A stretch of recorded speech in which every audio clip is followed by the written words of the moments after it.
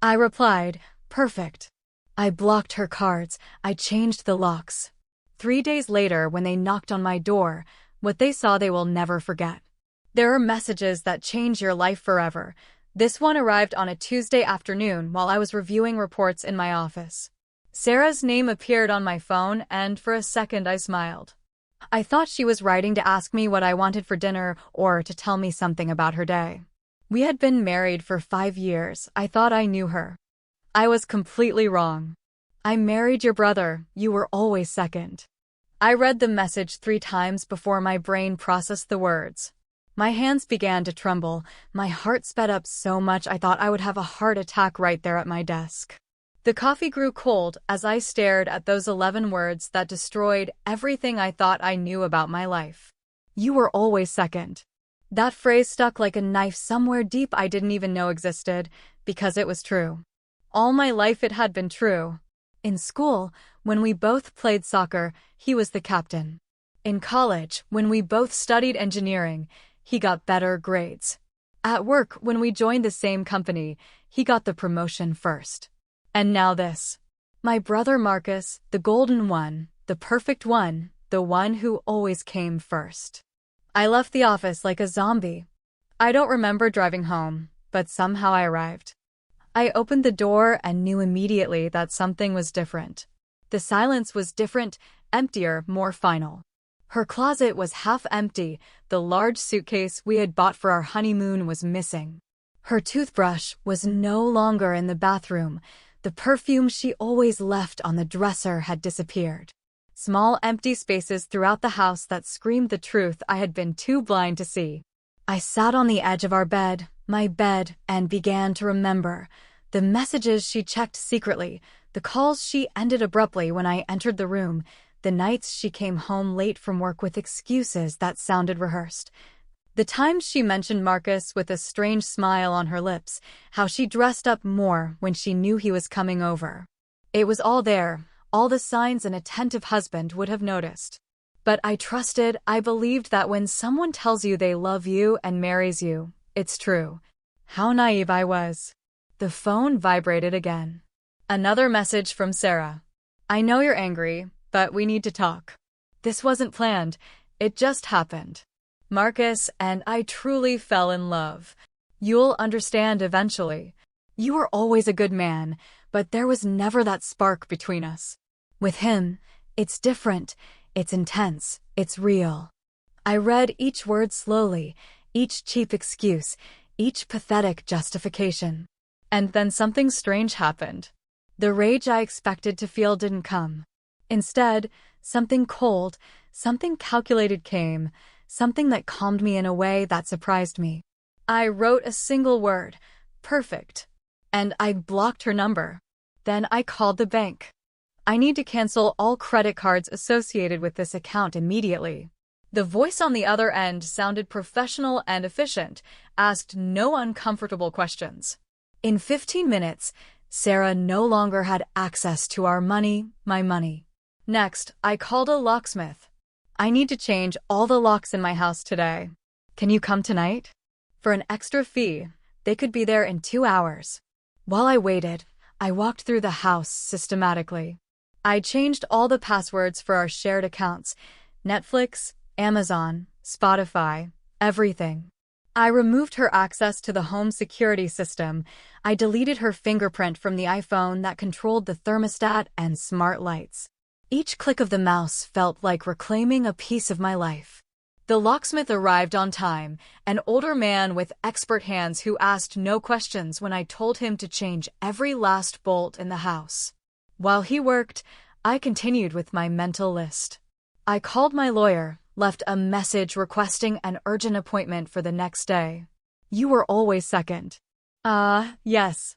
My younger brother by 2 years, but who always seemed older, more confident, more charismatic, more successful in everything he touched. I remembered when we were kids and Mom always held him up as an example. Why can't you be more like Marcus? I remembered when we turned 18 and he took the girl I liked to the prom. I remembered when I got my first job and he joined the same company 6 months later, but was already a supervisor while I was still an analyst. And now he had taken my wife. But this time it was different. This time he didn't know that I knew. This time I had the advantage. This time I wasn't going to stand by and watch him take what was mine without a fight. The locksmith finished at 10 p.m. 5 new locks, 5 new keys that only I had. I gave him a generous tip and closed the door behind him. The sound of the new bolt sliding into place was satisfying in an almost primitive way. I poured myself a whiskey and sat in my living room, in my house, surrounded by my things and my new locks and my new reality. Sarah and Marcus thought they had won. They thought I was the same passive guy as always, who would stay crying in a corner while they built their great romance on the ruins of my marriage. They were completely mistaken. For the first time in my life, I was in control. For the first time, I was 2 steps ahead while they thought they were winning. And they had no idea what was coming. The next 2 days were the longest of my life. On the outside, I tried to maintain a normal routine, went to work, answered emails, pretended everything was fine. On the inside, I was a mess trying to think clearly.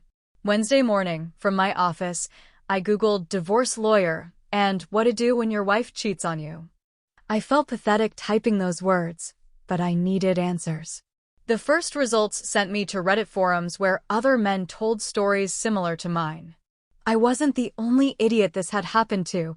I called 3 law firms. The first asked for $500 just for the initial consultation. The second had an appointment available until next week.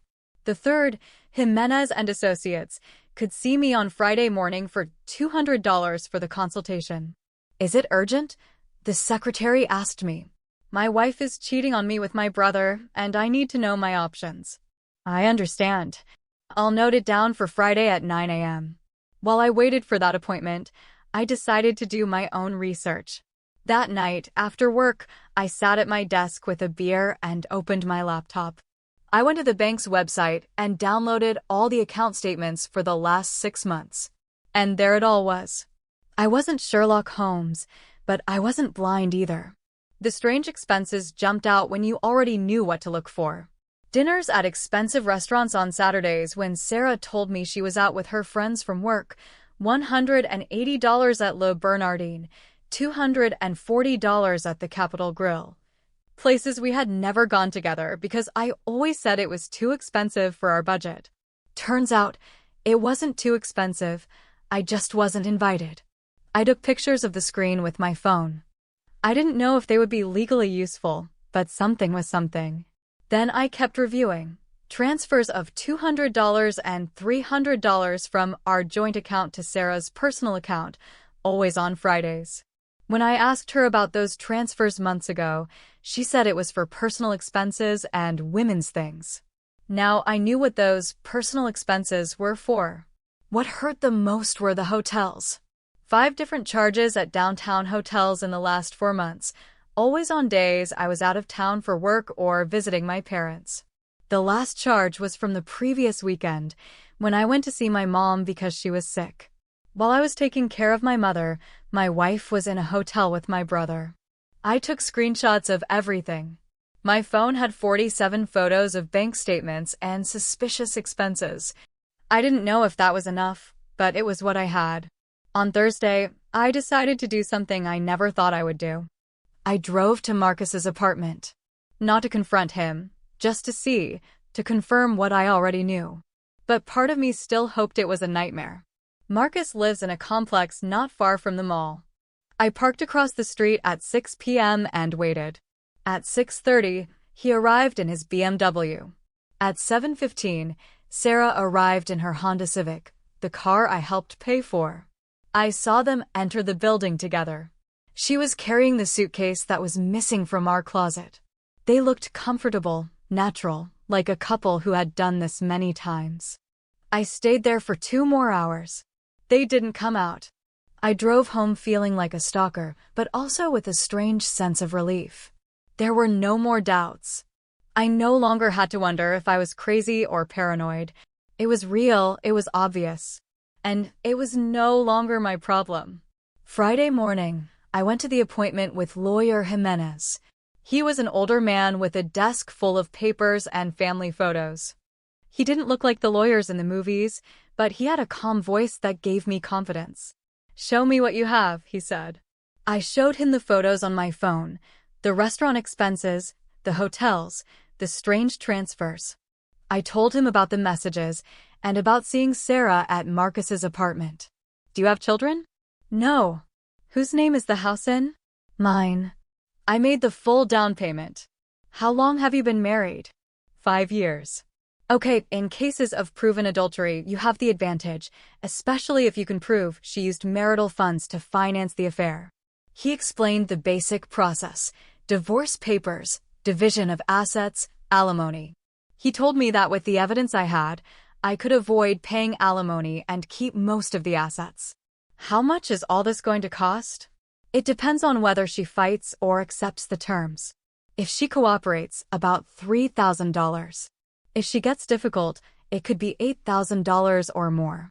I gave him a 180 at Lou Bernardine on March 15th. "That day you told me you were going out with the girls from work, Sarah." $240 at the Capitol Grill on April 22nd. "That day I was visiting my sick mother." Sarah looked at the photos, and her eyes filled with tears. "And my favorites," I continued, 5 different hotels in 4 months. Always when I wasn't home. Always paid with the credit card that I pay every month. Marcus cleared his throat. "Brother, I know you're angry, but we can resolve this as a family." "As a family?" I laughed humorlessly. "Marcus, you slept with my wife using my money for 8 months. We are not family. We are people who share parents." Sarah finally spoke. "We didn't want you to find out like this. We were going to tell you in a better way." "When?" "After the wedding." They looked at each other again with that knowing glance they had probably used hundreds of times behind my back. Because yes, I already know about the wedding. My lawyer got me the records. "You registered as Mr. and Mrs. Rodriguez at the Marriott downtown last month." "Very romantic." "It's not what you think," Marcus said desperately. "No? Because I think you two have been planning this for months. I think you used my money to finance your romance. I think you saw me as an idiot who would never find out. And I think you're here now because you need something from me." Sarah wiped her tears. "We just want my things. And I need access to the bank account to pay the deposit for the apartment we're going to rent together." I stared at her for a long moment. Then I started to laugh, a real laugh from the stomach. "You want me to pay the deposit for your new apartment?" "It's my money too," Sarah said with a little more force. "I have a right to half of everything." "You're right. You have a right to exactly your half. According to my calculations, of the $47,000 in the joint account, $9,000 is yours. But you also spent $3,400 of marital money on hotels and restaurants for your affair. So you actually have a right to $5,600. I took an envelope from the folder. "Here's your check for $5,600. It's all you're legally entitled to after deducting what you spent cheating on me." Sarah took the check with trembling hands. "This is it. It's exactly what you're entitled to." My lawyer was very clear. In cases of adultery where fraudulent use of marital funds is proven, the division is not automatically 50-50ths.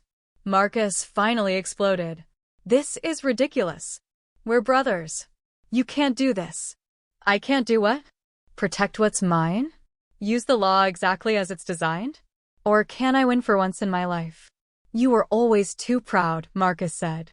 "You always thought you were better than all of us." "No, Marcus. I always thought we were family. I always thought there were lines we wouldn't cross." "I was wrong." Sarah put the check in her purse. "And the house?"